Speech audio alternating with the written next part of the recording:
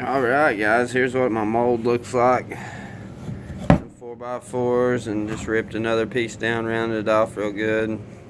Kind of made it a little less gradient on the bottom side, a little steeper on the top, kind of help push it up. I don't know, it's a first run for me, and obviously there's not a whole lot to go off of on the internet. And so if you're starting this process and been looking for any information, you're in the same boat I was when I started. But luckily I had a good friend design a boat doing it this way, and it's kind of an old lost method that not a lot of people deal with or even just want to do. But I'm the type of person, I don't have a lot of money to throw out on new kayaks, so trying to make the most of what I got here. And as you can see there, that's kind of the finished product, and it works perfect for me. I fit in there better now, and I can still use my play boat. And you can see these old Jacksons. I've had this boat for years and years and years. Paddled the dog crap out of it, and then it's still got a good rail to it. No oil cannon, nothing like that. And super lightweight, fun boat. Super easy to paddle, good for beginners or lake water, just playing around. And of course I live right on the river, so it comes in handy. But guys, if you want to try it out, I recommend having a buddy help you. That seems to be a big helper. If you have these old torches or a heat gun, the more heat the better, and the quicker the whole process goes. Just take your time heating it up and have your molds already in there set, and try to heat where your molds are at, and then just see what the plastic's wanting to do from there, and then you learn as you go.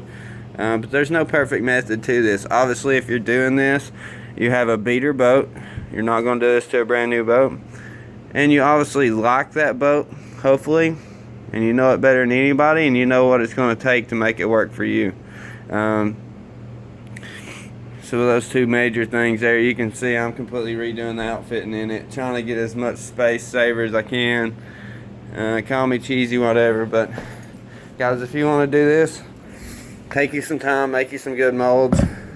And another thing I learned on this process, back of your kayak, if you take some time, build you some boards to go along and run all the way into the rear, and just kind of sticky tape or whatever you got to do to glue them up here, and then put you a board right here on the front.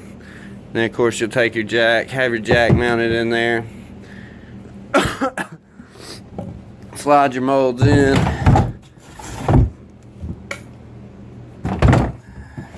and that's pretty much that's the big idea there. Just get your mold set in, reinforce it as much as possible on the rear. It's probably going to be a little different with each boat. For this boat, it worked out just fine for me, and you can see the finished product. I got more volume, and I gained just a little bit of ground, no more than I needed to get my toes in there, just a little more comfortable, not so constricted. And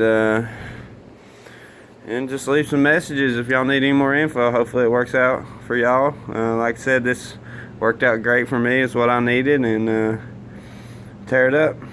Have a good day, guys.